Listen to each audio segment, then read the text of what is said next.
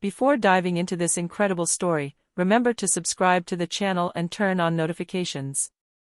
Here, every story has something to say, and you won't want to miss a single one. In a small town in the United States, a 10-year-old black boy named Marcus he was coming home from school with his backpack and a big smile. He dreamed of becoming an FBI agent like his father, whom he admired more than anything. That day, he had stopped in a park to feed a small injured rat he had found near a garbage can. But suddenly, a police car screeched to a halt. A furious white police officer jumped out. Without asking any questions, he accused Marcus of playing with garbage and littering the public park. The man, with his cold stare and contemptuous tone, saw only one thing: a black child he could humiliate. In front of several passers-by, the policeman forced the little boy to put the rat in a box, then, in a despicable act, ordered him to pretend to eat it, under the pretext of teaching him a lesson. Marcus, in tears, trembled with fear. What he didn't know was that a woman in the crowd was filming the entire scene. And what the police officer didn't know at all was that Marcus's father, David Coleman, was an FBI agent currently on assignment, and that this video would unleash a storm that would change the officer's destiny forever. David Coleman, an FBI agent for over 15 years, was in a meeting when he received the video on his phone. On the screen, his son was trembling, forced by a racist police officer into a despicable act. He was instantly outraged. Without wasting a second, he left his office and contacted his colleagues. But it wasn't a simple complaint that motivated him, it was a personal mission. He wanted justice to be served, but according to rules of the shadows, those that the FBI understands better than anyone else. The police officer, for his part, was unaware that the child he had humiliated was the son of one of the most formidable officers in the country. The following morning, he received an anonymous call. His career, his honor, and even his freedom were now at stake. Tensions rose quickly. David Coleman wasn't just trying to protect his son, he was going to make sure that police officer understood, in the harshest way possible, that injustice has a price.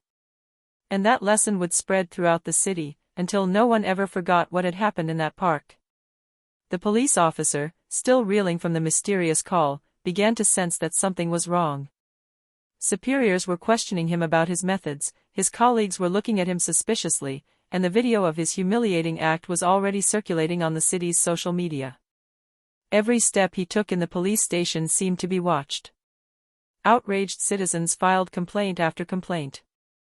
The policeman's phone rang incessantly, but none of the calls brought good news.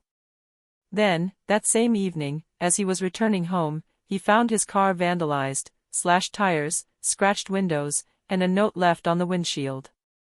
"What you did to Marcus will not go unpunished." The police officer began to realize that he had not only humiliated a child, he had unleashed the wrath of a man capable of anything. David Coleman, the father, remained in the shadows, silently orchestrating every move, every alert, every calculated humiliation. Karma had begun to strike, and this was only the beginning. A few days later, the police officer received a summons to the station. He thought it was a simple internal investigation. But upon entering the interrogation room, he immediately recognized the calm but authoritative voice that greeted him. "Hello, I'm David Coleman." The shock froze him.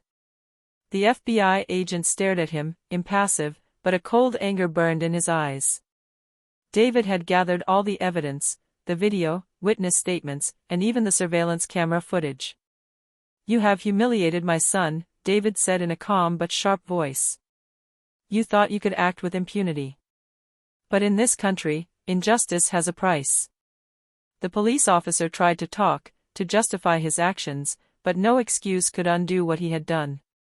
David calmly explained how he would respond: internal sanctions, a criminal complaint, and media coverage that would expose his racist behavior to the entire country.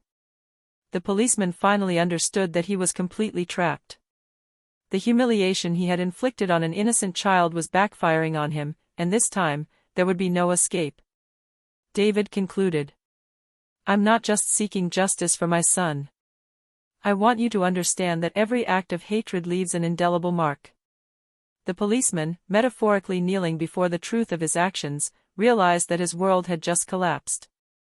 Marcus, his son, and justice had already won. The days that followed were a living hell for the police officer.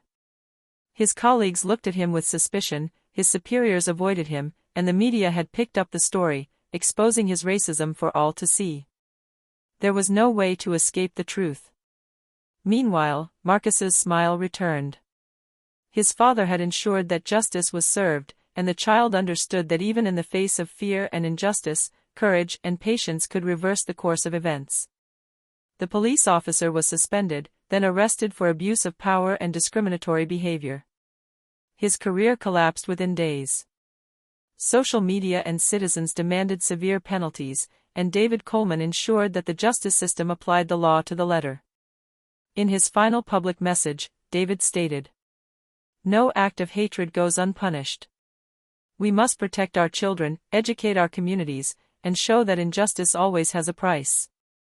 The police officer, humiliated and broken, realized too late that his behavior had destroyed his life. As for Marcus, he became a symbol of resilience and justice, inspiring the entire city and showing that even the cruelest situations can be overcome when courage and truth converge. The lesson was clear: hatred can hit hard, but the courage, justice, and loyalty of a parent watching over their child are always more powerful.